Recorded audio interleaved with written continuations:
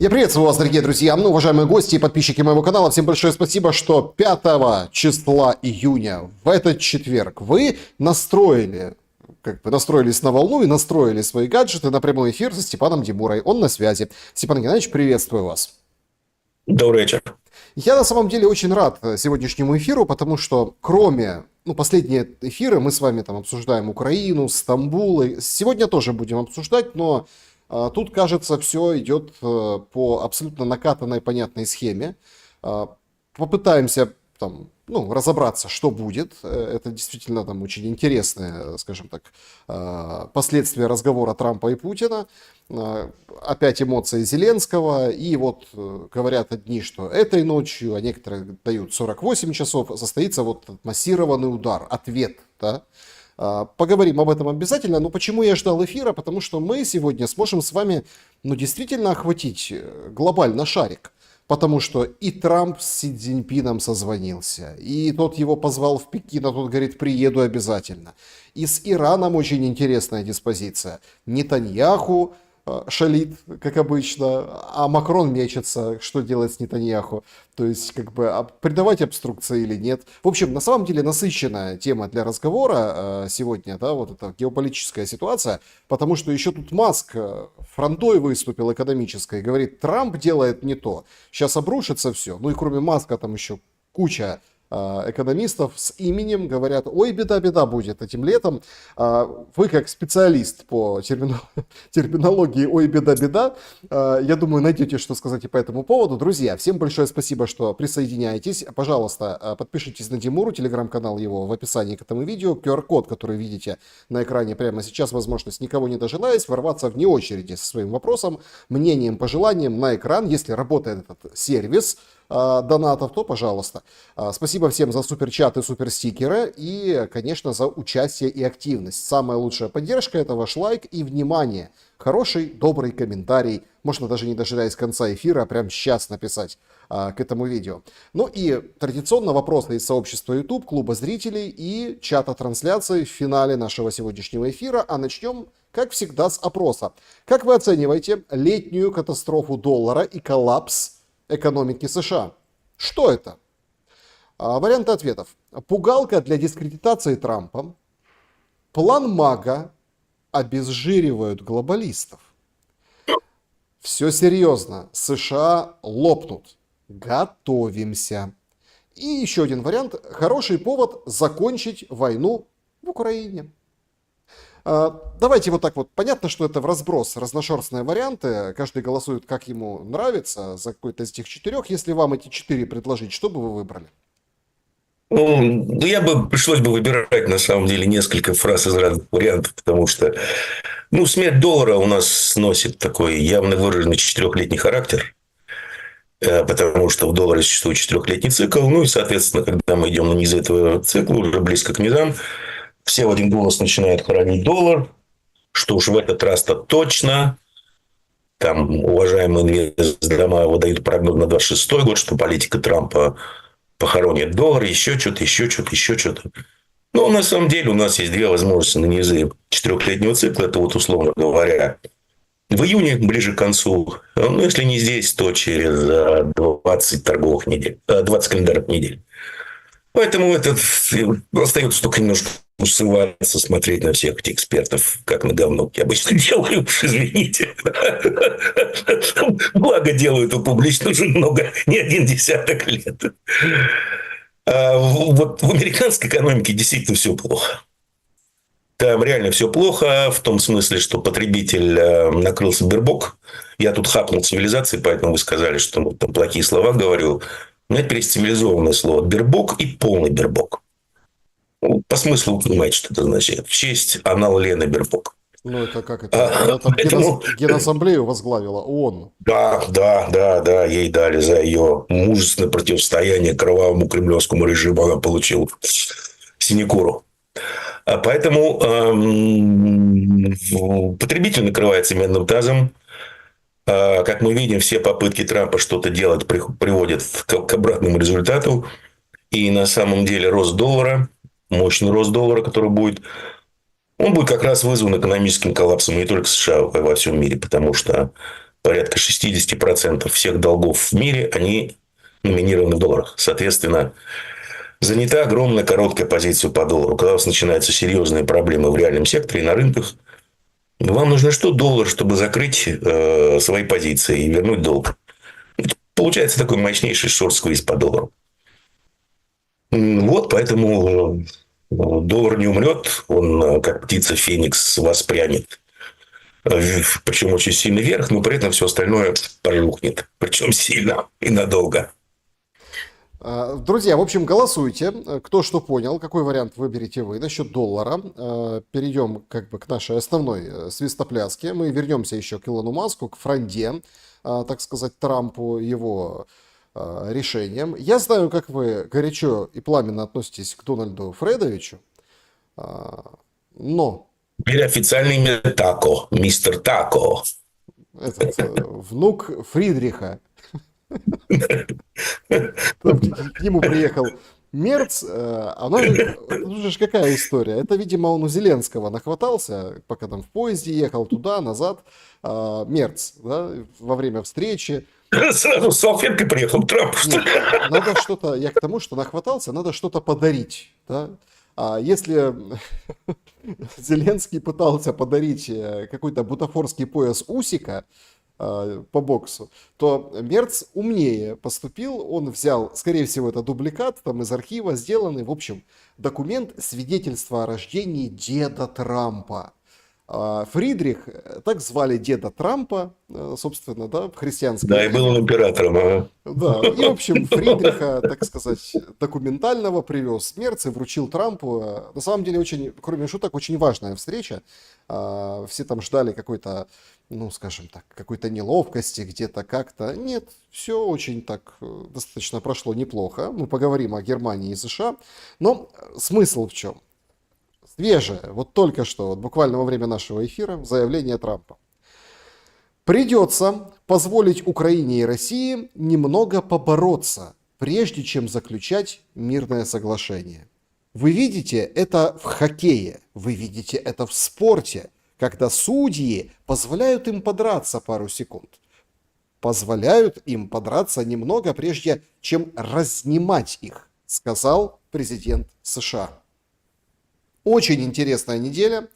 На выходные... Ну, идиот, что все взять, идиот.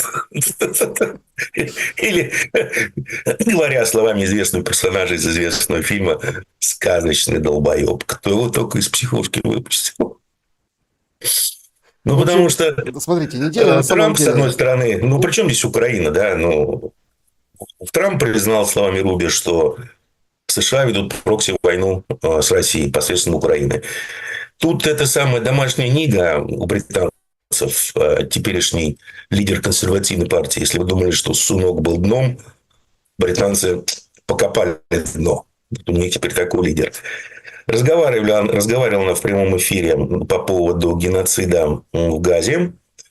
Вышла из себя и сказала, что вы не понимаете.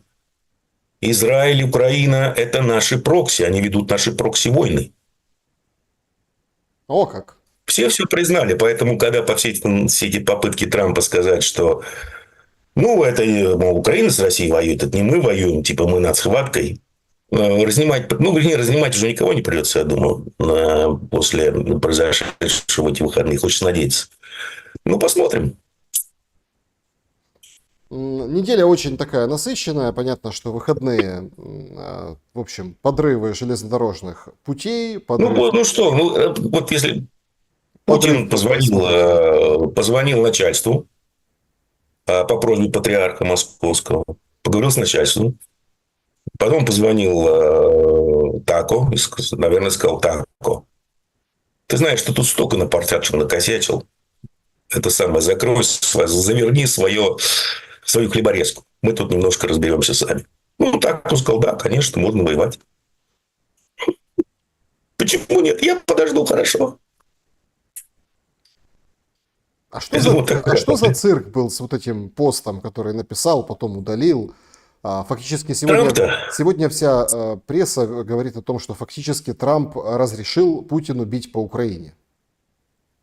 Ну, разрешил-то не Трамп, его просто уведомил Путин, что он поговорил с начальством, если хочешь, Трамп может перезвонить начальству.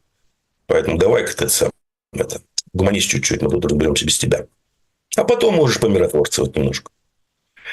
Потому что ситуация, на самом деле, сложилась адская. Потому что, если вы посмотрите на то, что произошло, и почему это все это произошло. Ну, во-первых, СБУ, конечно, никакого отношения к этой операции не имеет. Да? И те фотографии... Как главу СБУ зовут? Малюк. Малюка, который склонился над сначала большой такой фотографией Ту-95, потом над макетом Крымского моста. Ну, это, знаете, у Петра Водкина были такие известные картины. «Где я? Кто я?» На самом деле, бриты с американцами готовили эту операцию более 1,5 лет. У бритов еще американцев с начала 90-х.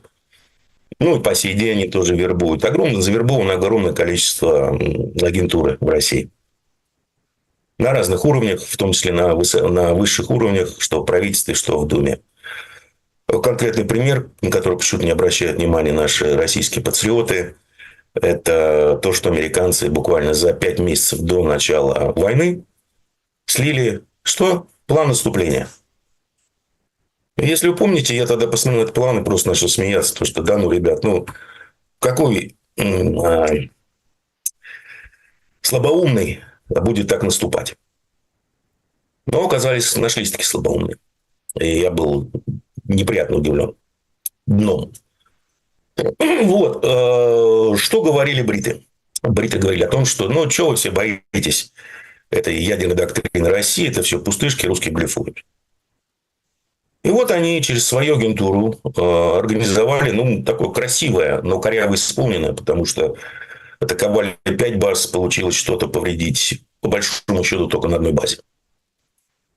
Причем серьезно, ну, тоже повреждения такие, ну, потеряли, наверное, меньше 10% стратегического флота. Но, тем не менее, это нападение на часть ядерной триады. В принципе, автоматом должна включаться ядерная доктрина. Бриты говорили, что все это чушь, не надо бояться русских ракет, ядерной доктрины и тому подобное. Но вот пока что такое происходит. Поэтому Кремлю, на самом деле, чтобы... Но второе, что хотели сделать бриты, что у них уже пошло не так, это сделать это как раз перед стамбульскими так называемыми переговорами, чтобы российская делегация туда не поехала. И, соответственно, могли давить на Трампа, говорить: слушай, чувак, пора вводить санкции. Как раз прилетали товарищи Грэм, и все время забываю этот лопоухий с лошадиной мордой, Блюменталь. И говорили так радостно, что вот, скоро переговоры будут сорваны, Трамп ведет санкции, у нас все готово, тому подобное, произойдет что-то страшное. И Трамп, кстати, в своем твиттере писал, что произойдет что-то страшное скоро, что-то плохое произойдет с Путиным. Произошло. Но делегация приехала, переговоры так называемые прошли. В принципе, здесь уже британский план начал трещать. Вопрос теперь, каким должен быть ответ Кремля. Угу. Это сейчас, Потому кстати, если сейчас топ-тема вообще, в принципе. Что Потому будет что, я предпринимать думаю, я вам освещу эту тему. Мало кто обрадуется, я думаю. Потому что, по большому счету, за все 3 года войны все эти красные линии Кремля сначала превращались в коричневые линии, а потом у них просто стерся красный карандаш. И вот в очередной раз Запад что смотрит: никакой реакции, будем наращивать давление. Опять никакой реакции, будем наращивать давление. Ну, хорошо, вот дошли, грубо говоря, до точки кипения, когда что произошло? Одна ядерная держава, Великобритания, посредством конвенциальных средств террористических. Ну, это не терроризм, нет. Это спецоперация. Терроризм был в подрыве составов с пассажирами. Это спецоперация. Посредством спецоперации уничтожает, скажем, 10% ядерной триады вероятного противника. Рассчитывая на то, что никакого ответа не будет. В принципе, и ядерная доктрина Путина, это так, знаете, ни о чем. Не надо ее бояться. А какой должен был быть ответ, по большому счету? Ребят, не надо применять орешник по Украине. У Британии всего 4 ядерные подводные лодки. Тут стрёмно говорил, что мы еще 12 построим. Мечтатель. С 4 одна на ходу, 2 мне на ходу, 2 не на ходу. Они стоят у доков. Вот я неделю назад все 4 были у доков. Ну, ударить ракетный компаньон и сказать, ну, ребят, ну, у вас там какой-то 5-й пункт есть. Ну, давайте. Посмотрим, что он стоит. Он ничего не стоит. Лохи. В принципе, как нужно было сделать. Но прямых доказательств участия Британии нет. Более того, Украину использовали как легендирование. Это мы, это наша доблестная СБУ. Брит, американцы здесь ни при чем. Тут много вопросов возникает по поводу того, знал ли Трамп. Потому что так называемый русский дом ЦРУ точно был в теме. Вопрос в том, что они могли Трампа и никого, в принципе, в известности не ставить, как было много раз уже в истории о том, чем они занимаются, что будет. Поэтому пошли такие очень интересные заявления из Кремля. Во-первых, Украину и украинское правительство назвали террористами, государственным террористом. Во-вторых, отозвали консультации всех послов в важных странах. Да, они сейчас в МИД должны прибыть. И поэтому я думаю, что как раз Путин позвонил Такову сказать, что сиди тихо, в течение недели мы закончим. Поэтому вполне возможно, что будет устранение верхнего эшелона власти. Возможно, даже Раду уничтожат, постараются. Посмотрим. Я особо, скажем так, не в восторге, конечно, от когнитивных способностей Кремля и их решительности. Но им надо что-то делать, потому что их просто поставили в угол. Подвели вот. Ребят, ну раз вы такие лохи конченые, вы даже свою ядерную доктрину боитесь применять, пусть даже конвенциальными методами, ну, вас можно просто чморить дальше. И им нужно отвечать. Поэтому я думаю, что до Британии у них еще, скажем так, характер, что ли, не сформировался, хотя был бы красивый, совершенно красивый, симметричный ответ. Просто бы уничтожили практически всех носителей британских. У них всего 4 подводные лодки осталось. И, с другой стороны, никакого 5-го пункта никто бы даже повизжали бы, покричали. Все бы обосрались, европейцы особенно, успокоились. И был бы восстановлен статус-кво. А так, я думаю, просто будет прилетит, причем долго будет лететь, неделю-полторы по Украине. Я думаю, что в этот раз в каменный век она таки попадет. Причем не просто энергетика и инфраструктура, а еще, поскольку назвали официально террористами, думаю, что Путин будет всех в сортирах.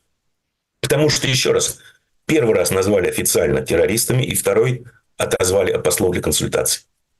Это значит, что предполагается нечто очень-очень серьезное. И то, что промямлил Тако, что ну пусть повоюют, а мы потом будем типа их мирить. Я думаю, были найдены правильные слова и правильные аргументы. Посмотрим. Я могу, конечно, ошибаться, как обычно. Но что там, мне кажется, что в этот раз Кремль перестанет жевать сопли. Хотелось бы надеяться. И завершить всю эту аферу очень быстро. Сегодня такая, картина, эпизод такой был. Очень и очень своеобразный. Люди, находящиеся в плену пропаганды, немного не понимают, что это все значит.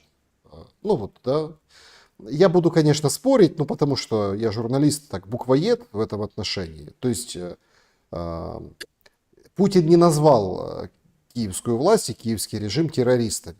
Прямо. Террористическим государством назвал. Нет. Он говорит, что режим, который превращается в террористическую организацию. То есть это немножко... хорошо. Смотрите, это немножко процесс. Вышел Песков, это было вчера, Песков вышел сегодня, говорит, да, это, конечно, ничего нет, но это не отменяет Стамбул, мы будем коммуницировать дальше, будем встречаться, вот это все, то есть... Там сейчас готовятся обмены, готовятся тела. Возможность не с кем встречаться. Такое тоже возможно. А это все говорили пустое. Вот. На самом деле. То есть, смотрите, то есть мы немножко, мы, понятное дело, вы обостряете, я немножко пытаюсь это сбить, но мало кто понимает, что это означает. Сегодня в Херсоне развалили облгосадминистрацию. Белый дом, здание облвласти. Причем так примечательно, я почему-то думал, что он уже давно развален, вот этот Нет. прямоугольник, да, ну мне так казалось. Оказалось, нет, оказалось, он был на месте, это развалины в Николаеве были еще там, ну, раньше, давно, прошлые годы, а Херсон был целеханик. Хотя Херсон кошмарят, вот освободили, получается, ВСУ Херсон, и, в общем, там жизни нет, по рынкам летит. В общем, очень тяжелая ситуация, потому что это фактически прифронтовой город. Да, его отделяет Днепр, но летит все и давно. А тут вот развалили вот это, и причем ударили 2 раза фабами. Ермак сокрушается, Зеленский сокрушается. Мол, что ж вы делаете, там же никого нет, вы просто разрушаете. Просто так тратят фабы, да. Смотрите, нет, там, ну, судя там по попаданию, это все на видео, это все есть, там ничего не дымело, ничего не бурлило. Смотрите. А это ведь не просто Я так. видел видео, просто я думаю, что там что-то было. Я думаю, что там ничего не было. Подвал, как обычно. Нет, я думаю, что Ну, там... я имею в виду какой-нибудь штаб, еще что-то, вполне возможно. Я почему-то думаю, что там как раз-таки ничего и не было. Я тут согласен с Ермаком и Зеленским. Но после вот этот акт совершили, после вот этого дискуссии о том, что там террористы, это же, ну как, орган власти, да, это здание власти. То есть, судя по всему, начнет сносить здание власти. Это вот как первый такой акт. Да, вполне возможно, потому что, еще раз, я боюсь ошибиться, но я думаю, эта кампания будет на неделю, если не на больше. И после нее, в общем, Украина будет в каменном веке. Причем будут сносить власть. Я думаю, что даже те гарантии, которые были даны Зеленскому и высшему эшелону украинской власти, что на них не будут охотиться, этих гарантий больше нет. Ну, пожалуй, мы видим, потому что, ну, как вы еще можете асимметрично ответить Британии? Уничтожить их активы. А кто их активы? Это практически вся верхушка власти в Украине. Трамп против этого возражать не будет. Отнюдь. Как раз уничтожив всю верхушку власти, вы практически откроете дорогу американцам к попытке установить там свой режим, а не постоянно бодаться с Зеленским и остальными британскими шпионами. Вполне возможно, что и так. Вы наши активы уничтожаете, а мы ваши. Асимметрично, симметрично. Но, сука, теперь подумайте. Стоили там 5 или 6 старых Ту-95 вот этих активов? Не думаю. Ну, тут в чате трансляции пишут, уже активно комментируют. Вот тут Дима Ну, да, вот пишет, моей подруге из Киева, ее друг, работающий в посольстве США, сказал, чтобы запасалась едой, водой, а также зарядила все гаджеты и фонари. Так что ждем. Ну, вы знаете, предупреждение было и от Госдепа, и посольства США официально. Но они уже который раз выпускают, и ничего не происходит, по большому счету. Не первый раз. И все впустую.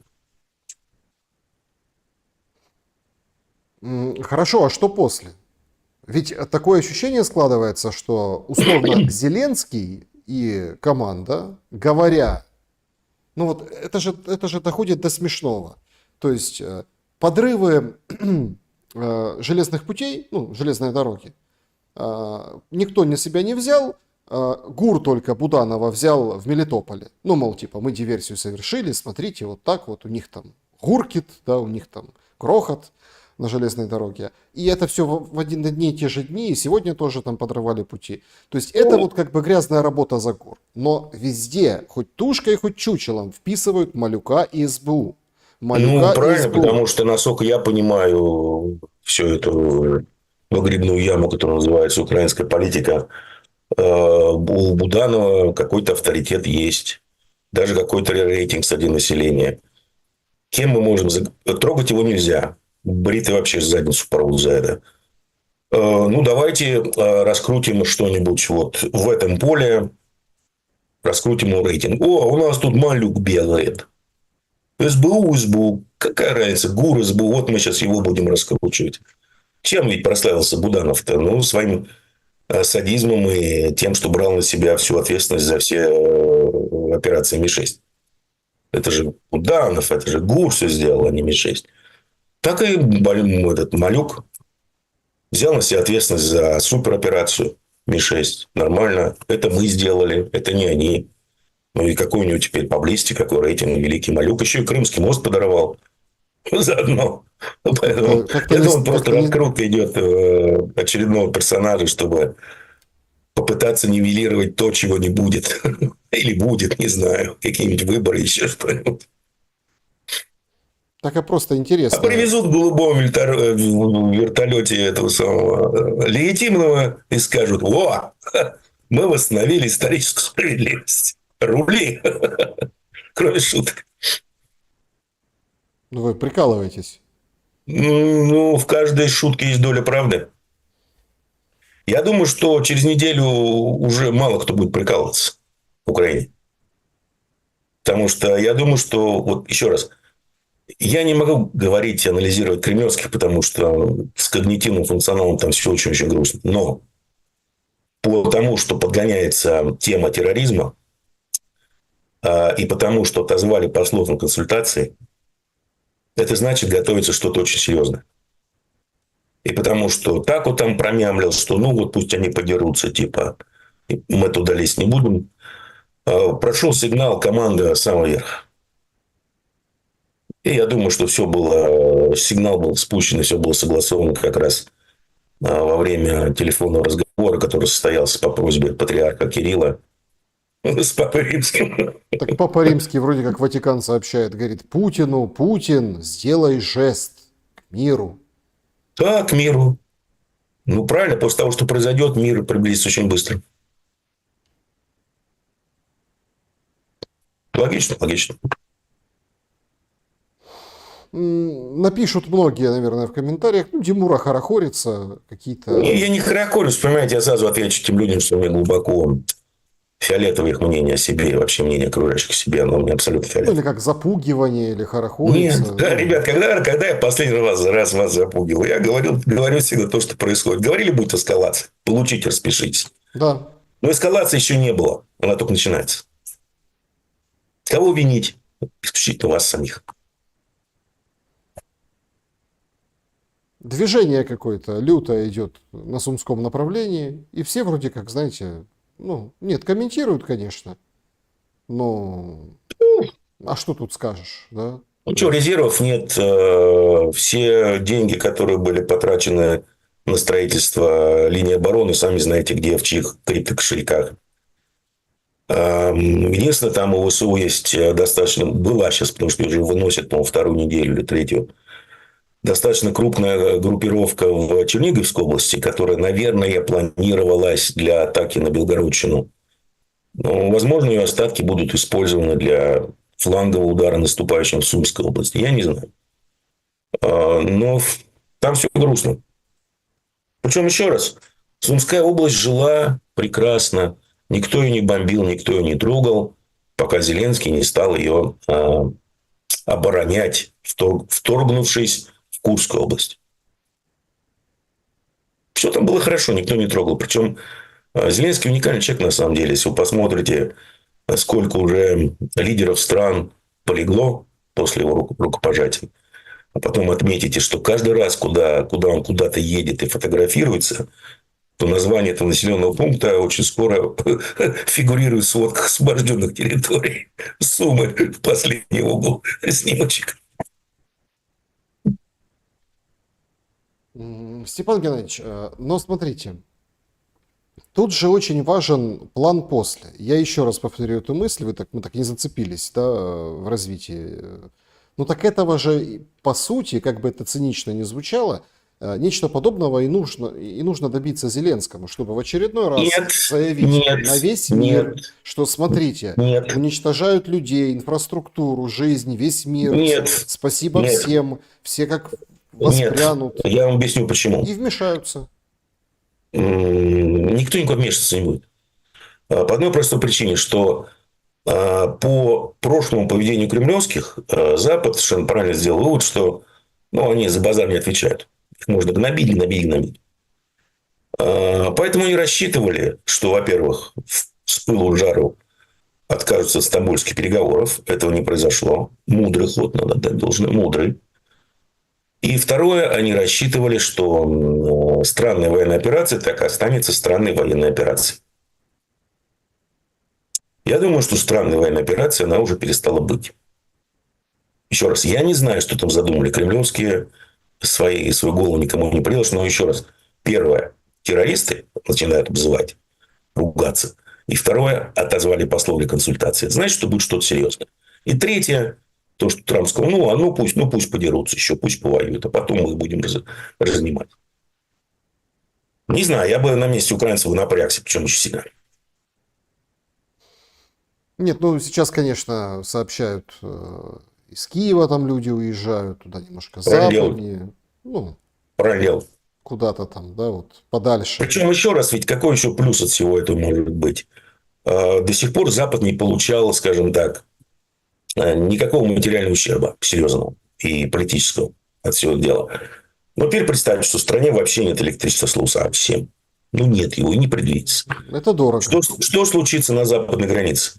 Сколько сотен тысяч беженцев ринутся через западную границу, сметающие все на своем пути в Европу? Но опять-таки это получается женщины, дети и старики. Да, а типа мужики не побегут? Ну, мужикам же нельзя. Но все равно сам факт, что сотни тысяч все смели и станут мощнейшим грузом для тех же поляков, для тех же венгров. Как они будут их останавливать? Не знаю. Что они потом с ним будут делать? И судя по сообщениям из той же Польши, Венгрии, ну, ребята, как-то общество сильно пересмотрело свое отношение к украинцам после 3 лет. Политическая нестабильность, ну, не знаю, но дополнительные экономические издержки, да. Потом они вдруг лишатся Европы той же электроэнергии, которую они периодически покупают из Украины. И от ядерных станций, например. Поэтому тут можно долго разглагольствовать, но я бы просто лучше подождал бы неделю-полторы, и после этого уже делал какие-либо выводы. Но то, что я вижу сейчас, вот по косвенным признакам, я думаю, что все будет очень серьезно. У Кремля просто мы не оставили другого выхода. Нельзя никогда никого загонять в угол. Это плохо кончается, особенно если это еще такой достаточно серьезный мишка. Все нужно договариваться, но для Запада это у них мир через силу, МЧС. Сейчас им пропишут ректальный сценарий реальности. Бывает. Китайцы им прописали, иранцы им прописали.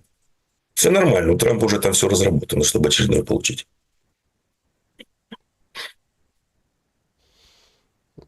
А дальше что?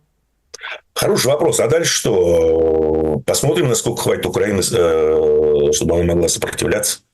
Я думаю, что дело будет идти очень быстро к капитуляции.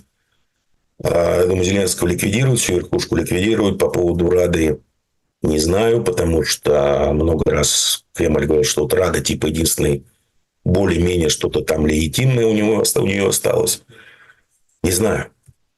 Я думаю, что тут сейчас начнется. Давайте все разнесем к чертям, потом будем думать. Нелогично все получается. Все вполне логично. Знаете почему? Ну вот вы, даже вы говорите, что ой, да там ущерба нет, конечно, замах, конечно, серьезный, но ущерба не так много. Я говорю, физического ущерба. Рисуйте картину Армагеддона. Минуточку. Я не знаю, почему люди привыкли все считать в деньгах. Физического ущерба немного. И не критично, от слова совсем. Здесь ущерб даже не репутационный, а мощнейший политический ущерб. Потому что либо у вас есть ядерная доктрина, и вы в критический момент просто ее одно ее существование, критический момент многим отрезает голову, например. Либо ее нет. И все это пустая бумажка. Британцы что они сделали с пиндосами? Они загнали кремлевских в угол. Вы либо должны конкретно отвечать так, чтобы у всех пуканы затрещали на Западе от ужаса. Либо, ребят, мы вас будем просто чморить. И дальнобойные будем поставлять, и все что угодно. Оптимально было бы ответить британцам просто по их 4 подводным лодкам, которые 3 точно там стоят. И сказать, так, ребята, а что у вас там с 5-м пунктом? Ждем-с. У нас все готово для 2-го залпа. Только ядреного. Ждем-с. Это бы вообще бы их просто на руку посадило надолго. Но не готов. Не готов. Кремлес. Поэтому будут отвечать на оружие прокси-войны, против которой у них ведется, а именно Украине. Просто уничтожив это оружие. Вот и все. Все логично. Тут уже не тут вопрос не в деньгах. Тут либо пацан сказал, пацан сделал, либо он не пацан, а это. Ай, все время забываю. В фильме-то Чушпан? сейчас популярно. Чушпан. Мгм. Значит, он чушпан, а не пацан. Степан Геннадьевич, тогда хорошо, давайте тогда посмотрим на это через стамбульские мансы. Что такое Стамбул? Теперь. Ни о чем. Он был нужен для того, чтобы Дони там себе какой-то медалькой пытался на грудь вешать, и все. И хотя бы у него был повод, скажем так, красиво выйти из аферы, не вводя никаких санкций. Потому что у него слишком много проблем в других регионах. Ему дали повод. Ну, что ты еще хочешь, Дони? Ну, вот все тебе сделали, да? И с уважением к тебе относимся. И благодарим тебя за твои мирные инициативы. И сам ты вроде как признал, что да, мы воюем с русскими, нахрен это нужно. Ну, уже все, пора, чувак. Сматывай. А он все не сматывает. Вот для чего нужен был Стамбул. Ну, разумеется, бриты с Европы этого допустить не могли. Как вы правильно отметили, делали все, чтобы все это сорвать, чтобы Дони не вышел из игры. Потому что все эти вопли Дони, что это не моя война, ну, чушь собачья, да? Чувак, ты президент. Ты можешь эту войну окончить завтра. Так что это твоя война. Но, тем не менее, вот для чего все это нужно было, вся эта эскалация. Но с одним шагом России они уже просчитались. Россия приехала в Стамбул. И сейчас будет второй шаг, а именно ответ, на который они просто не рассчитывают. И не рассчитывали. Они думали, что все это снова сойдет с рук, я больше уверен. И странная военная операция продолжится. Но опять же, потому что по тем трем косвенным признакам, которые я вижу, я думаю, что ответ будет уже не в стиле СВО, а в стиле такой нормальной военной операции цивилизованных государств. Выносится все. Вообще все. Как это делалось в Югославии, как это они пытались сделать с моими любимыми-то, с хуситами в Йемене, и как делает тот же Израиль в той же Газе.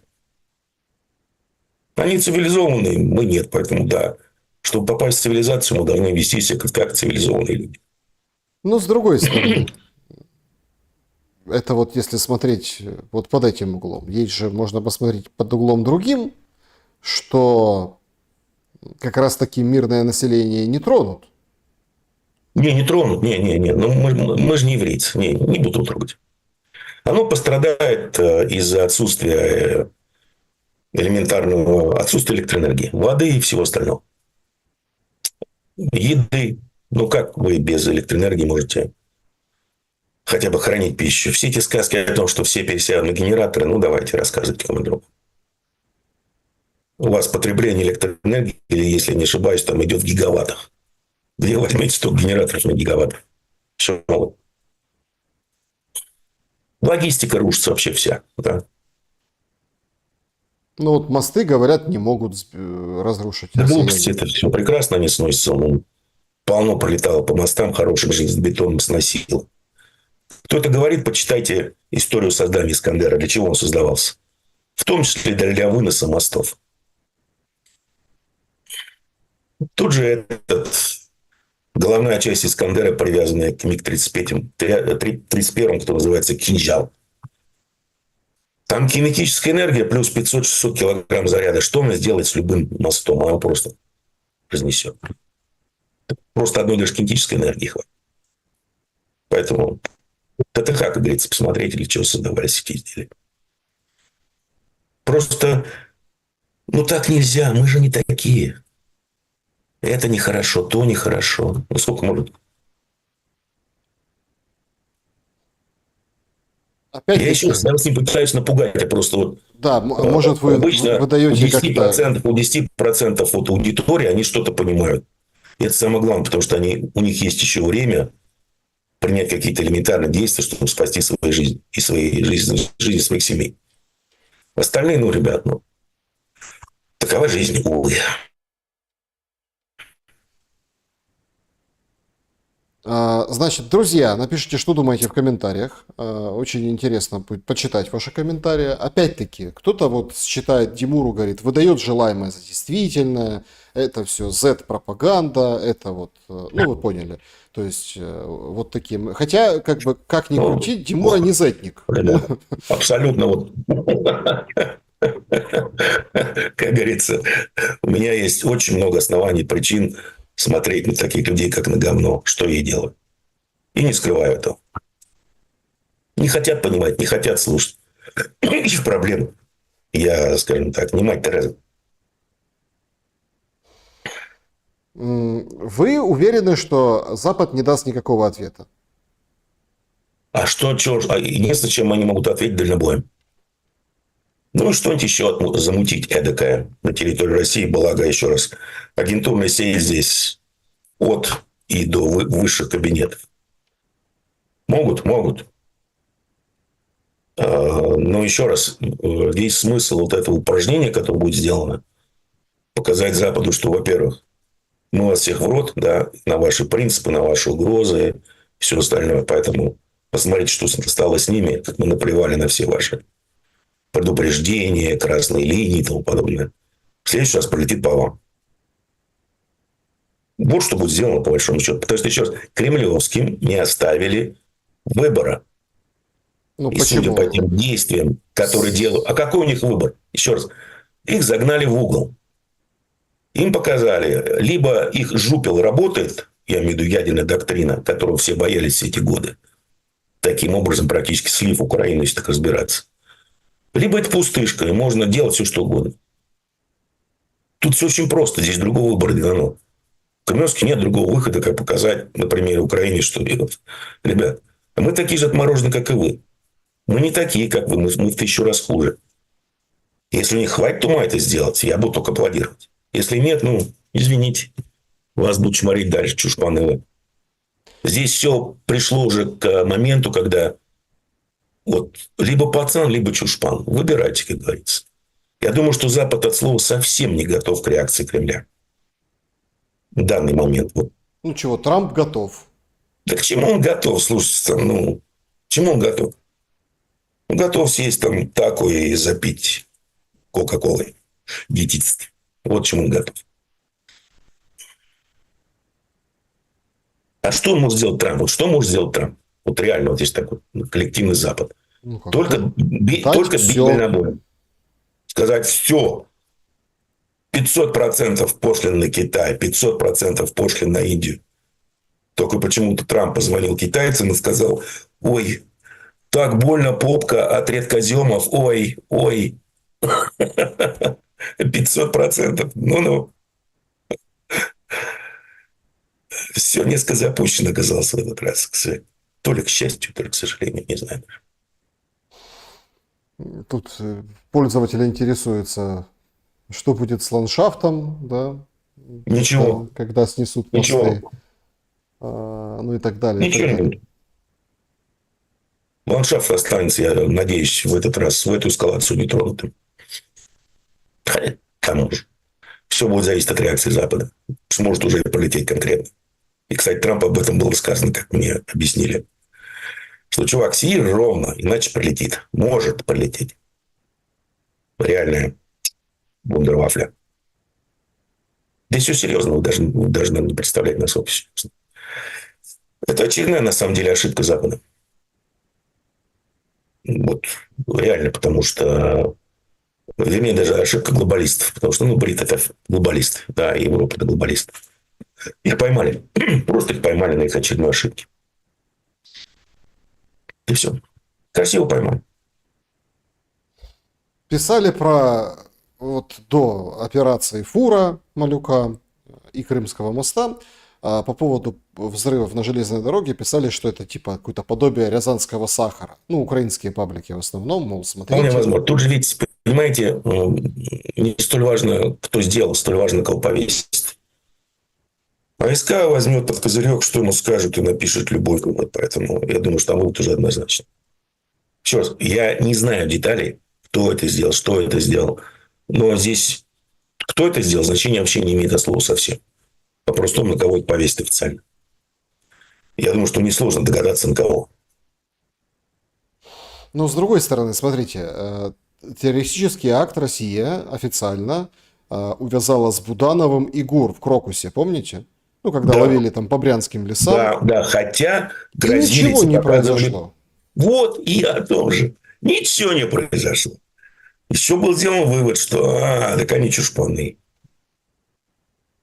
Абсолютно. Я пытался ему это объяснить, что уже дошло до такой степени, что, ребят, ну уже пора определяться, кто вы. И где ваше место, как говорится, в камере. Какого, в каком углу. Но глобалистов просто поймали. Вот их в одном интересном месте один умный человек просто их поймал. Сказал: Вова Путин, ночи.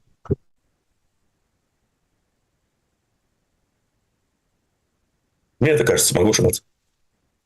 Да, Степан Геннадьевич, наша с вами традиционная проблема, как это, всемогущего интернет-соединения. Опять проблемы. Да, понимаете, то есть, видимо, как-то так, ну вот с периодическим успехом, если есть, как это, второе сопло, так сказать, Сейчас попробую, сейчас, секундочку. если Займет какой-то. да, второе сопло есть, то, пожалуйста, так сказать, поприсутствуйте. Тем временем, друзья, я всех призываю писать в комментарии, что вы думаете, что да как, и, ну, на самом деле, да, пессимистический да нельзя, вот этот прогноз. По поводу доллара у нас идет опрос, как оцениваете летнюю катастрофу доллара и коллапс экономики США. Пугалка и дискредитация Трампа. План МАГА, это так обезжирят глобалистов. Все серьезно. США лопнут, поэтому все готовимся.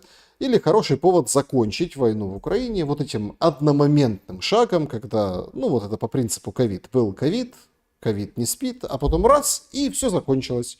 Ну вот, как бы, да, одномоментно. Ведь на самом деле многие говорят, что там войну, хоть там и вот это все огород городят, можно закончить раз и закончить.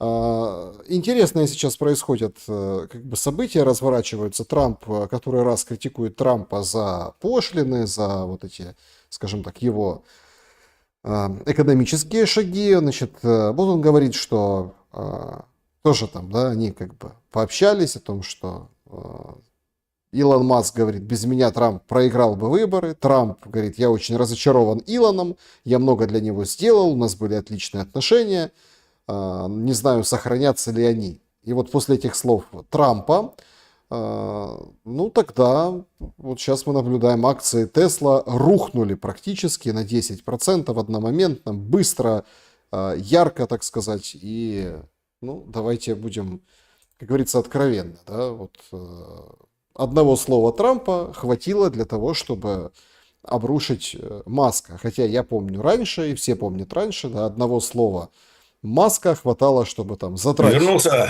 Добрый Да, вечер. спасибо. Значит, задрать. Это вот мы как бы просвещаю аудиторию. Про Маска-то?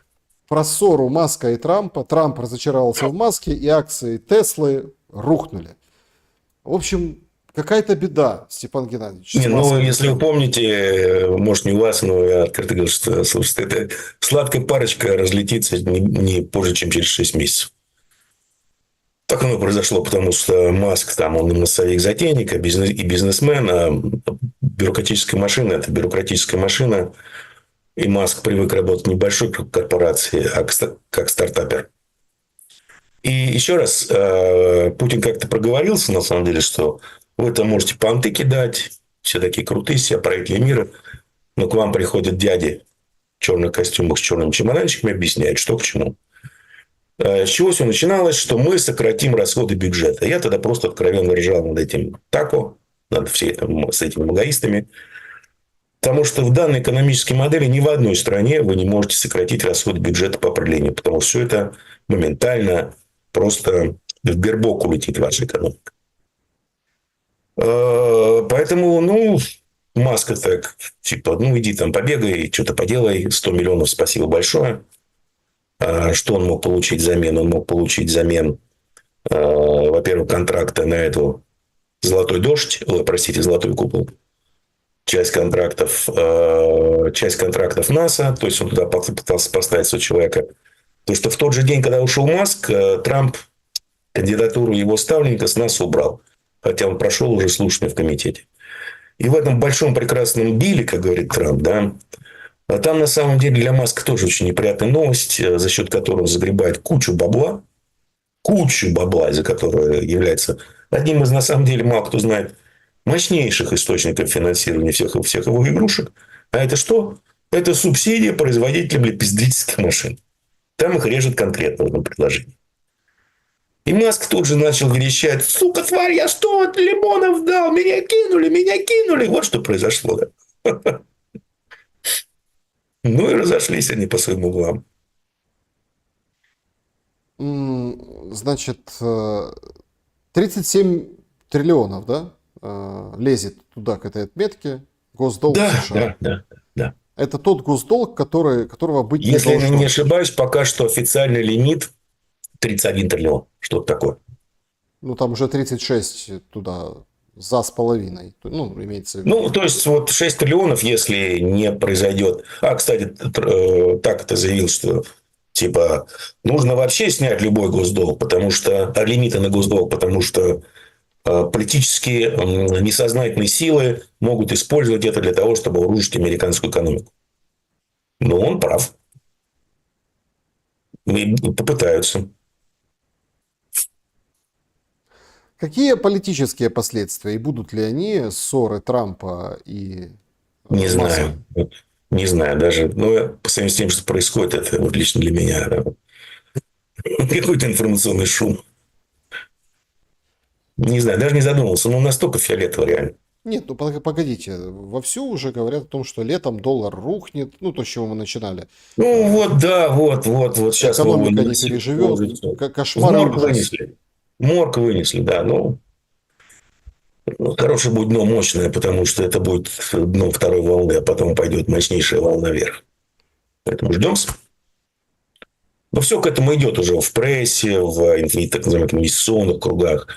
Начинают выходить такие обзоры, что все в 2026 году Трампа, потому что он еще требует, чтобы Пауэлл понизил ставки, она приведет к гигантскому падению доллара. И это хорошо для американской экономики, это поможет ей восстановиться, там, сделать оншоринг, тому подобное, реиндустриализацию. Читаешь, такой бред, блядь. Ребят, вы когда-нибудь читаете, что вы пишете раньше, скажем, 4 или 5 лет назад? Вы писали то же самое, когда был предыдущий низ 4-летнего цикла. Один в один. Поэтому не воспринимайте это серьезно. Не надо волноваться за судьбу доллара. С ним будет все хорошо. С людьми что будет? Вот Украина, например, в дефолте. Представляете? Ну, чисто, да, формально ушли в дефолт, да. И причем так тихо-тихо. Все обсуждают, что попало. Ну, если честно, что попало. Ну, тут же опять, понимаете, ну, хорошо, вот, ну, дефолт, да, дефолт. Означает ли это, что западные спонсоры бросят Украину на произвол судьбы? Пока нет. Ну, как себе представляете, вот, не дать Украине денег, а чем будут, на что будут покупать вооружение, на что будут платить армии, на что будут платить этому огромному госаппарату, который поддерживает функционирование армии и вообще режима Зеленского. Ну, а все остальное, извините, дорогие украинцы, МВФ нам сказал, что не будем же мы спорить с МВФ, иначе он нам денег не даст. Ну, так ведь происходит на самом деле. Один в один. Только в сериале его в жопу посылали. Ну, да. Сейчас посмотрим. Подождите неделю-полторы. Может, уже и этим станет, как его, поднимется до уровня Бендеры. Невинный убиенный национальный герой. Все возможно. Я, если честно, ну, вот был, кстати, вот обескуражен. Смотрите, опять-таки, это мнение Степана Демуры. Это важно отметить. Но я, если честно, был малюк-фронтмен, но все происходило под четким руководством самого Зеленского. Зачем это было делать? То есть, ну как, Зеленский великий стратег, великий полководец, отец нации. Только благодаря ему Украина еще представляет собой какую-то государственность. Нет, ну смотрите, Курская А область. если просто на человеческом языке удолбанный в ноль нарик вообще. То есть человек, который давно попутал берега и потерял какое-либо чувство самосохранения. Все. Вот Если вот так по-человечески смотрите, объяснить. Курская область, да, Курская область. Вот привела к проблемам, которые сейчас есть в Сумской. К большим Да, проблемам. По да, фронту, да, по движению, по динамике.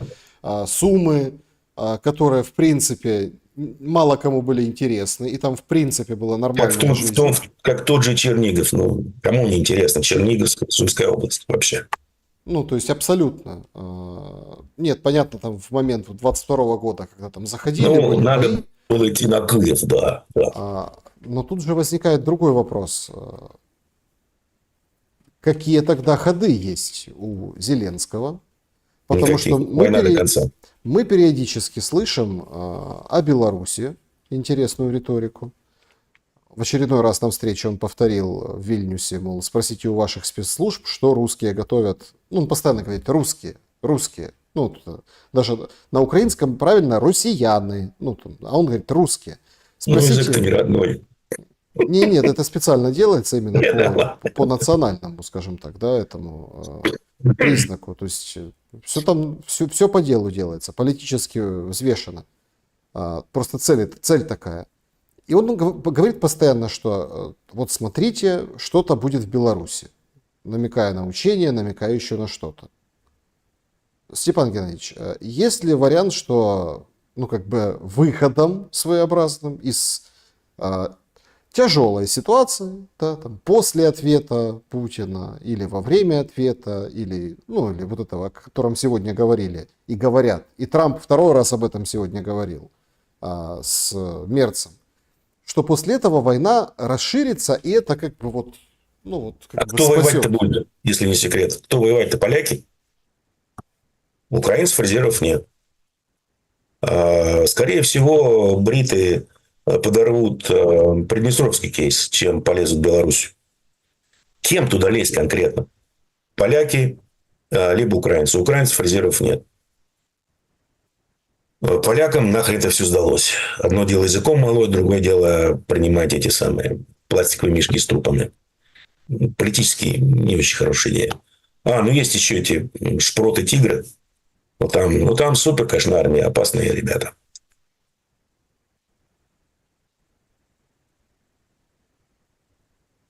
Нет, но расширение конфликта и переброска... Нет, еще раз, понимаете, можно много об этом говорить долго. Как это сделать? Кто полезет в Белоруссию конкретно? Где найдутся силы, там, скажем, несколько дивизий, смотрите, которые пойдут в Белоруссию? 2 дня назад кто-то же бахнул нефтепровод в Беларуси. Нет, еще раз. Я говорю, если мы говорим о спецоперациях в Беларуси, это одно. Если мы говорим о полномасштабном конфликте, это другое. О чем мы говорим? О попытке расшатать ситуацию изнутри в Беларуси посредством террористических операций, спецопераций. Это одно. Извините, батька тоже может посидеть, посмотреть. Извините, пожалуйста.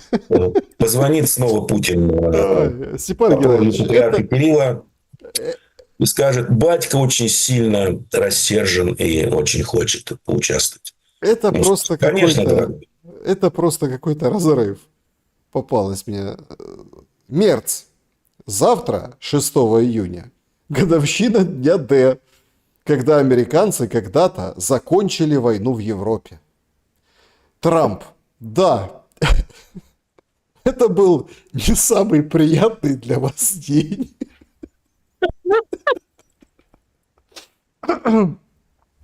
Мерц. В конечном счете, это было освобождение моей страны от нацистов.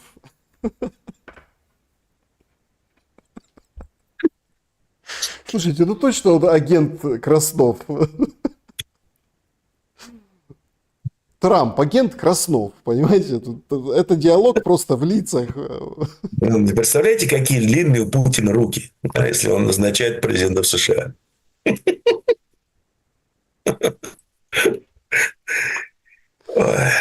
Ну, Да диалог уж. на 5. Это на 5 диалог. Это вот Saturday Night Live. Это вот у них вот такие они делают вещи. Если они это смогут обыграть, то это вообще будет улет.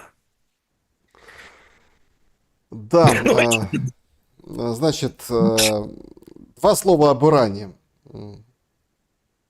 Слушайте, а вот смотрите, Трамп публикует, видимо, не Трамп это, конечно, публикует, за Трампа публикуют. Видимо, они взяли фальстарт, раньше времени опубликовали. Я так понимаю, что просто все должно было быть синхронно с Ушаковым. Ну, то есть Ушаков должен был выходить и, ну вот, и одновременно появляться пост Трампа. Но он появился раньше, поэтому его убрали, а потом опять переопубликовали. Ну, как-то так по-тупому, ну ничего, ну вот так получилось, да, потому что протокол.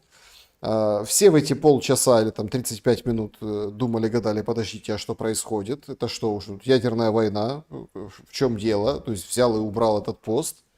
Но вот ничего, как бы все обошлось, ядерной войны нет. И в этом посте три предложения по ситуации в Украине, там, где фактически Трамп разрешает Путину отвечать на диверсию с самолетами, а две трети, ну там гораздо больше половины, по тексту про Иран. Слушайте, фактически после этого созвона и публикации Трампа Россия переговорщик в иранском вопросе.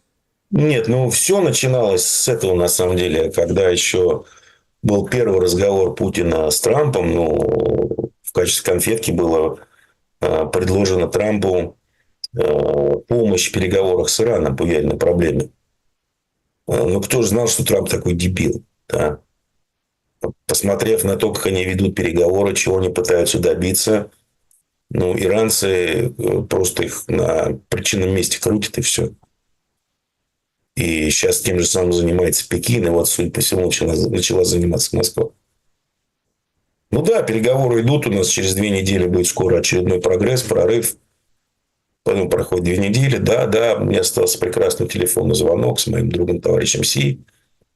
Он был очень любезен, пригласил меня, у нас на все хорошо.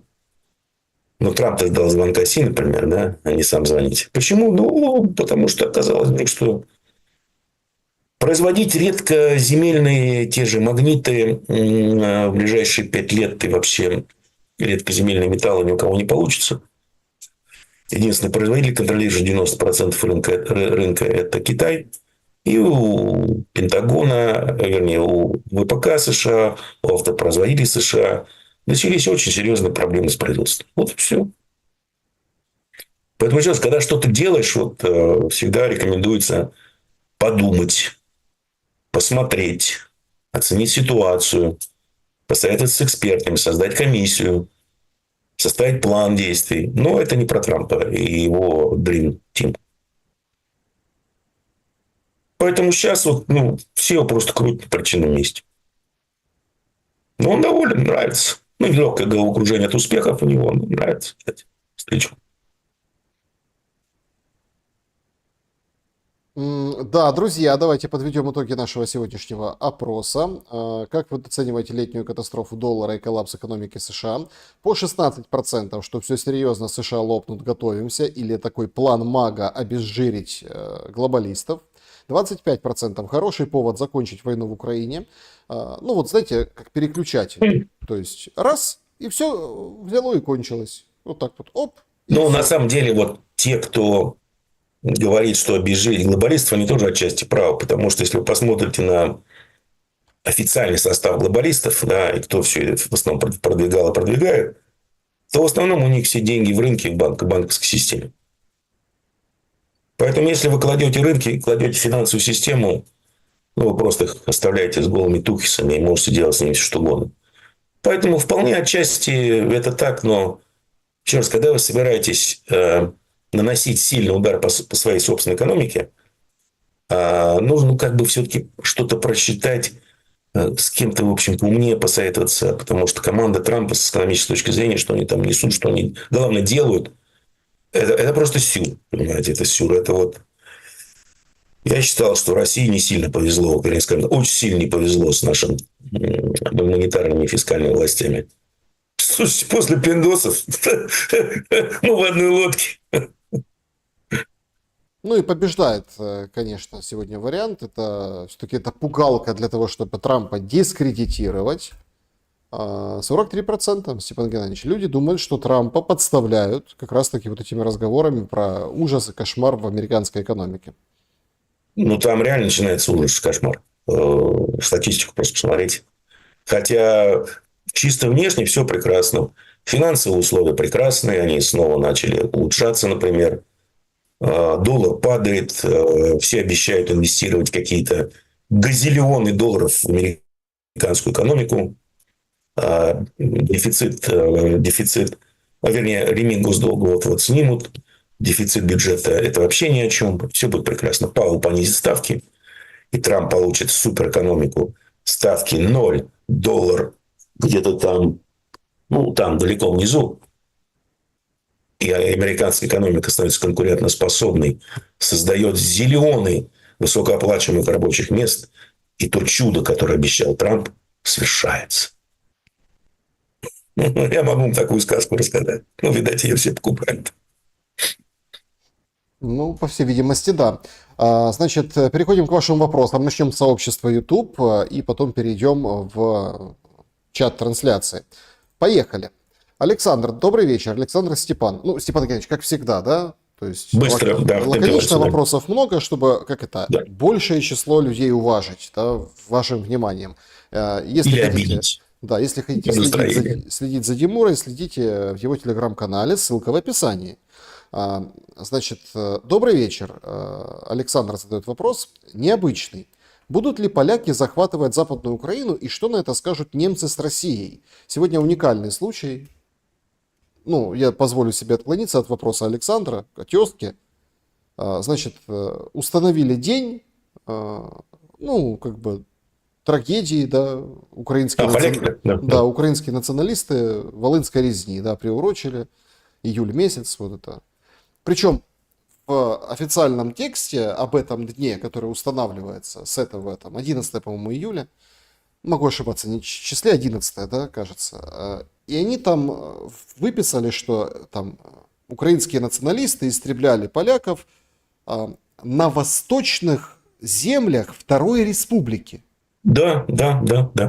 И люди плюс-минус с историческим складом ума, там и депутаты, и люди, которые плюс-минус, они как-то немножко опешили, потому что, ну, МИД, понятно, украинский сразу начал бомбить, что типа вы подрываете дружбу, наше сотрудничество, так нельзя. Унию подрываете, да. Так нельзя формулировать, но как бы слово не воробей, тем более написано, и праздник как бы праздником. Получается, что официально Польша относится к Волыни, да, как к восточным территориям. Ну, я думаю, это в основном сделано для внутренней аудитории польской, чтобы, знаете, сделать такой вброс, посмотреть на реакцию общества. Потому что 3 года назад что я сказал? Сказал, что останется от Украины? Украина будет поделена между 3 странами. Зоной оккупации: Россия, Польша и Венгрия. Румынов прокрутят да, как обычно. Ну, и что-то там, какой-то кусок останется формальной территорией Украины. Вот оно и происходит. Причем по намекам, которые делает тот же Путин полякам, что ну, мы типа не возражаем. Вообще, берите, что вы там хотите. Мы туда все равно не пойдем. Нафиг это нужно, иметь какие-то такое враждебно настроенное население. Нахрен это нужно? Пусть они там сами в собственном соку. Поэтому, да, естественно, да, все идет по плану, как говорится. Так, а что будут немцы делать? Гласнут, прошу прощения, выразят глубокую озабоченность. Пальчиком скажут: ай-яй-яй, ай-сисяй, это не по-европейски. Значит, Эдвард, здравствуйте. Вопрос гостю. Степан, во многих интервью мы постоянно слышим выражение «башни Кремля». Если вы в курсе, уточните, сколько их всего и кто ключники этих башен. Спасибо. Я не в курсе, я это использую как такое легкое глумление над всеми этими политологами, технологами, которые в свое время ввели в это все в оборот. По-моему, это был даже Стасик. Был такой известный чувачок у нас, политтехнолог, с Березовским работал. Стасик, не помню. Такой не худенький мальчик, чтобы вы понимали, о ком я говорю. Просто не помню. Белковский. Он это все ввел в оборот, и я просто над ними глумлюсь. Смотрите, как устроена кремлевская, скажем так, вертикаль власти. Есть несколько ОПГ, я имею в виду объединенных промышленных групп вокруг Путина. Ну, действительно так. Они контролируют определенные отрасли промышленности, определенные серьезные поляны. Путин выступает в роли решалы. Периодически на все группы набираются папочки, они сталкиваются лбами, чтобы никто, скажем так, не приобретал некого доминирующего положения. И так эта вся фигня функционирует. И позиция Путина здесь, она является позицией мирового судьи и позицией решала. Вот как все это функционирует. Поэтому периодически, например, можете слышать, что там, например, в каком-то нефтяном регионе вдруг увидели страшные преступления какого-то чиновника, который украл, там, я не знаю, 10 миллионов рублей на реновации какого-то аэропорта. Ну, там начинает кто копать, за этим стоит Роснефть, которая наехала то ли на Ростех, то ли еще на кого-то, просто полно историй. И вот так это все достаточно равновесно существует и функционирует. И вот, наверное, вот эти группы и стоит называть башнями Кремля, скажем так, кружки по интересам. Я вот так себе представляю существующую вертикаль власти в России. Значит, вопрос от Петра. Для меня сегодня стало откровением, что центр принятия решений находился в здании Херсонской облгосадминистрации. Лукашенко в Пекине веселился, в него вселился Ельцин и стал причитать «Храни Бог Китай». Ну и у Безуглой появился стилист. А что стало сегодня откровением для вас, Степан? Для меня стало, наверное, откровением твит Трампа, где он сказал, что ну пусть они подерутся. Это да. Слушайте, ну уже правда, да? То есть Уже все, было. всем открытым текстом говорят. Ну пусть подерутся, заколебали вы. Мы к этому так долго шли, что ж теперь Россию не додавить. Ну да. Значит, здравствуйте. Вопрос Степану. Непонятно. Энтони Дюран, ну что-то, в общем, пользователь задает вопрос. Дюран. Да, Дюран. Как он видит, Степану, как он видит, как экономический кризис, именно его проявление в мире и в России в частности? Да все, возьмите 8-9 год, растяните это на несколько лет, добавьте к этому дополнительную деиндустриализацию страны, которая сейчас происходит в темпе вальса. Потому что, например, крупные компании в России, они используют китайских подрядчиков, которые, в свою очередь, используют своих субподрядчиков. Например. Ну и представьте себе вот 8-9 год при таких новых вводных. Вы получите ответ. Угу. Степан Геннадьевич, вопрос. Кто сейчас в мире управляет человеческим стадом? Пастухи, волки или овцы, изображающие из себя пастухов, то волков? Заранее спасибо за ответ, Виталий. Что значит управляет стадом? Все официально управляющие давно засвечены. Да, там всякие римские клубы, там комитет 300, церковь, церковный центр. Кто только не засвечен. Ротшильды со всеми там Давос, как его... Шестерка Ротшильдов, Сорос, что папа, что сын. Все они засвечены. Ну, значит, кто-то еще управляет. Кто не засвечен. Резать-то будут этих. Глеб. Даже если бы знал, не сказал. Нет, тут же бошку бы снесли. Глеб, уважаемый Степан, как вы думаете, кто из команды Трампа работает не на его заявленные принципы, а скорее продолжает политику клана Клинтона Баба Байден? Спасибо. Да при чем здесь клан, ну это такое примитивное представление. Еще раз, я много же говорил, это империя. Чем отличается внешняя политика Трампа от внешней политики Байдена, которая, в свою очередь, вопрос, отличалась ли она от внешней политики Трампа? Ничем. Слово совсем. Словарным рядом он отличается, звуковым рядом он отличается. Все. Просто, еще раз, это политика империи. И если вы с ней не согласны, вы не соответствуете стандартам империи, вы на это кресло никогда не сядете. Внутри страны вам дают почудить. Да, конечно, в меру. А в остальном, о чем вы говорите? Причем здесь какие-то Байдены и Шмайдены? Трамп продолжает ту же самую политику. Ничего не остановил, ничего не прекратил. Финансирование того же геноцида в Газе продолжается. Операция Clean Break на Ближнем Востоке продолжается. Все нормально. Война с Россией продолжается. Противостояние с Китаем и с Ираном продолжается. Не, ну чего, Что созвонились, изменилось? хорошо поговорили. Да, ну там всякая придурь вроде тарифов и замечательно. Ну хорошо, хоть теперь там, ну опять же, президентским указом установлено, что есть всего два пола, мужской и женский. Это реально радует. Но опять же, это президентский указ, это не кодифицировано. Придет там условно очередной Байден, отменит указ. Поэтому это все временные изменения, поэтому ему и дают играться. То, что чувак управляет указами страной посредством президентских указов, которые отменяются следующим президентом. Степан, Людмила, скажите вкратце, а в чем суть сделки США и Ирана? Чего они хотят? Спасибо. А, Я не знаю, реально. По одной простой причине, что была достигнута сделка между европейцами, американцами и Ираном, которая позволяла Ирану обогащать уран до определенного уровня, по-моему, 3,6%. Не буду врать, легко посмотреть. Потом США вышли из этой сделки, наложили санкции на Иран, сейчас снова наложили на них кучу санкций.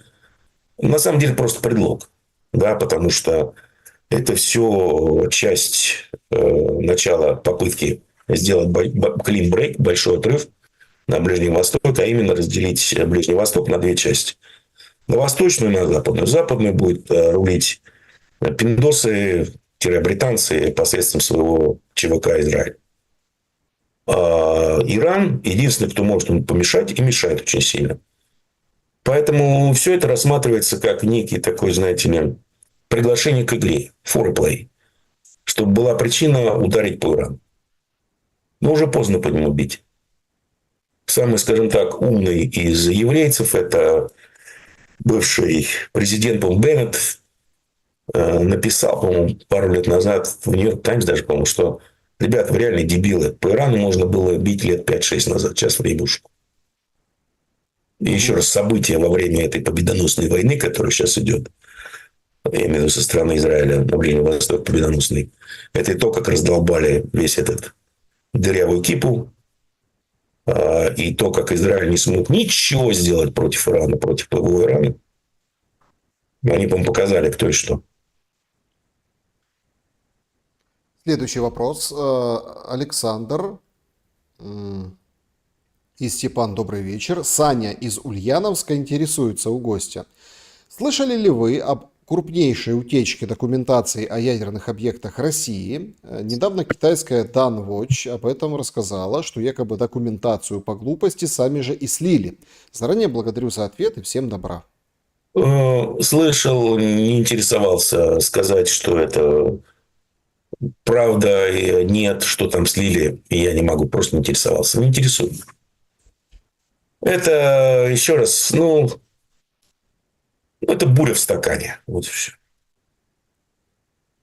Доброго вечера.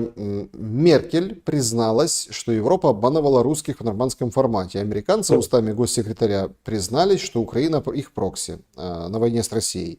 К чему были эти откровения? Длинный язык или публичный призыв сплотить ряды?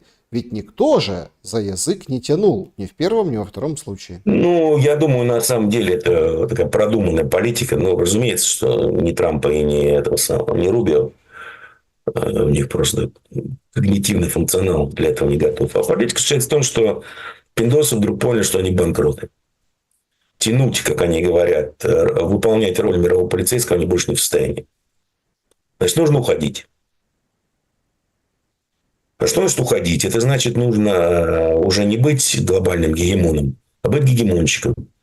Оставив после себя как минимум еще двух гегемонщиков. Желательно им перед этим поднасрать хорошо так.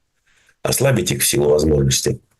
И перейти к так называемому многополярному миру, который в том числе предполагает определение зон влияния, определение правил взаимодействия там, где эти зоны соприкасаются, пересекаются. Еще раз, это идеальная среда для посредников. Поэтому это было озвучено, никаких шагов не было сделано, потому что, наверное, появились голоса в так называемом глубинном государстве, или называйте как хотите, в империи, которые сказали, не-не, это слишком рискованно, нас вообще за людей считать не будут и будут чморить. И мы потеряем огромное количество преимуществ. Поэтому, я думаю, там тоже идет своя подковерная борьба. Поэтому вроде язык открыли, сказали а Б до сих пор не сказали. И никаких действий пока что очевидно для всех нет. Наверное, идет какая-то закулисная торги, но не Роман знаю. задает вопрос. Роман, добрый вечер. Почему Стамбул-1 капитуляция для России? Ну, потому что для чего все это затевалось? Для чего втягивали? Для чего вообще затевалась украинская афера? Она строилась, наверное, лет 20, вот эта ловушка. Она затевалась для того, что был расчет на то, что санкции, международное давление, канцеляция русских придут к тому, что в основном санкции, что экономика рухнет. И путинский режим просто слетит. А почему это была капитуляция? Ну, посмотрите на текст. Ну, текст ни о чем. Там Крым, может быть, когда-то признаем и тому подобное. Например. Почему была ошибка Запада? Запад, грубо говоря, на тот момент получил все, что хотел. А именно, санкции наложены, тотальная канцеляция русских проводится, капиталы отбираются, отжимаются, маховик запущен. Все, нужно было останавливаться, принимать это. Потому что все, война закончилась, да, с какого мы будем тут запускать, как нам говорят, военную экономику. Что и вытянуло, по большому счету, экономику России, вытянуло потребительский спрос за счет огромных выплат военным. Но они посчитали, что ой, давайте посмотрим, как эти потешные путинские полки себя проявили. Ё-моё. Россию можно давить прямо здесь. Отойдем от плана, будем давить до конца здесь. Будем продолжать войну. Ну и получили то, что получили. Это была их стратегическая ошибка. Потому что, еще раз, этот план давно придумывали, разрабатывали, внедряли умные люди. То, что его исполнители, извините меня, дебилы, такова судьба всех элит, они вырождаются. Имеем то, что имеем. Да, значит, переходим к вопросам из чата трансляции, тоже очень интересное. Вот Слава Сидоров на вас ругается, говорит, что клоун сам же сказал, что Путин позвонил хозяину и тут же говорит, что США готовили паутину. Зачем хозяину готовить, если хозяин должен все контролировать в России? Как его зовут? Саша Сидоров, да? Да, Слава. Слава Сидоров. Я не клоун, это ты, придурок, Сидоров. Ты внимательно слушаешь то, что я говорю. Было 2 телефонных звонка. Пересмотри эфир. Значит, вот такое вот возмущение. Возмущение. Это всегда очень радует, когда чат начинается с возмущений. Начинается драть. Клики. Значит, Алиса Селезнева. Степан, считаете ли вы российскую власть диктаторской? Ничуть не более диктаторской, чем так называемые цивилизованные власти демократии в Западной Европе и в США. Даже где-то более-менее диктаторской в силу своей, что ли, несостоятельности, потому что она ничего не может довести до конца. Поэтому вся та мразота, которая была, скажем, связана с той же Чумкой, она в России приняла такой, знаете, light форм, легкую форму. То, что творилось на Западе, это было из ряда вон. Вопрос, пользователь просто так. Степан Геннадьевич, англичанка будет гадить, пока не обгадится, или будет реактивный суппозиторий по рецепту Кремля? Но это уже зависит от действий британцев и от ответных действий кремлевских. Кремлевские могут и во вкус войти, на самом деле. Потому что когда вас очень долго чморили, и вы зажали своего обидчика таки в углу и начинаете его просто тупо бить, тяжело становится. Алексей Н. Не кажется ли Димуре, что СВО организовали, чтобы отвлечь мир от расследования ковид и закончится все войной Китая с Тайванем? Слушайте, о чем? Какая война Китая с Тайванем? Китайцы будут воевать по-цивилизованному. Вынесут всю энергетическую инфраструктуру, на этом все закончится. И установят блокады острова для начала. И никто им в этом помешать не сможет. Что касается Чумки, что значит отвлекать внимание? Вся информация у вас на виду, все есть. Другое дело, что средства массовой информации официально это не освещают, но это другой вопрос. Но казалось, СВО – это лучшее лекарство от чумки. Моментально все вылечило. Началась война, чумка исчезла. Снова вернулся грипп в статистике. Степан, как вы считаете, население России больше ястребы или голуби сейчас?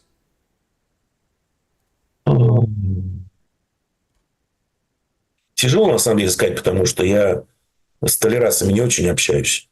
Они меня раздражают своей тупостью и ограниченностью, на самом деле. Я в основном общаюсь с такими консервативно настроенными людьми из разных слоев общества. Как говорится, от таксистов до министров. Настрой такой, что, знаете, что-то Вова уже, видать, совсем старенький стал и добренький слишком. Пора это все заканчивать.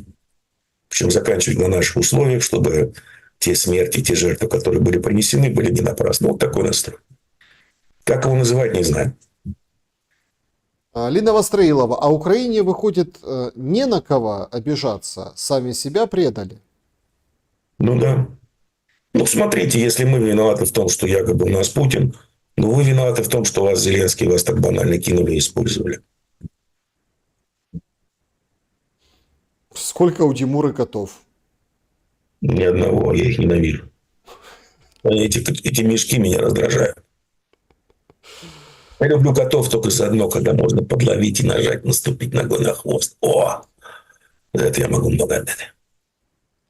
Значит, Тимура, вы кофе пьете и какой именно? Пью, варю в жезве. Эспрессо. Арабика. В жезле? Жезве, это турецкая блюдо. Турка. Турка, да. Жезве турка. Тимура в свое время имел общение с Мавроди. Как он относился к его образу и как к человеку? Пользователь задает вопрос. Никак. Я пару раз с ним пересекался на эфирах РБК. В одном эфире сказал, что его ММН-2 долбанется, по-моему, в начале апреля. Так прикинул. Она долбанулась, по-моему, в конце марта. А так прикольный чувак, своеобразный, конечно, с некими особенностями психики. По крайней мере, он был абсолютно честен во второй раз со вкладчиками, говоря, что это пирамида. Вам же банкиры и правительство не говорят, что банковская система – это пирамида. А он говорил. Абсолютно честный чувак в этом смысле был. Так а в чем смысл? Почему все туда лезли? Как вы это объясните? Как войти пораньше, и все же такие умные, что знают, что вовремя выскочат. Но многие не успевают.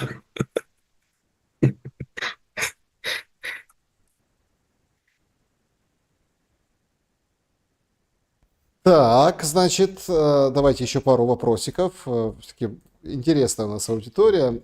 Елена Руднева, Степан Геннадьевич, почему затих вопрос по компенсациям Азербайджану после сбития самолета?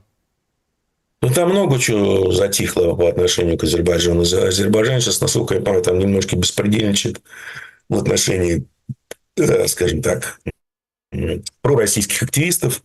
А из Сибири там какого-то критика вывезли азербайджанского. В Азербайджан не знаю как. Не знаю. Понимаете, азербайджанская диаспора достаточно мощная диаспора в России. Я думаю, что рано или поздно этот вопрос начнет решаться между со всеми нас диаспорой. Правительство просто будет вынуждено это делать.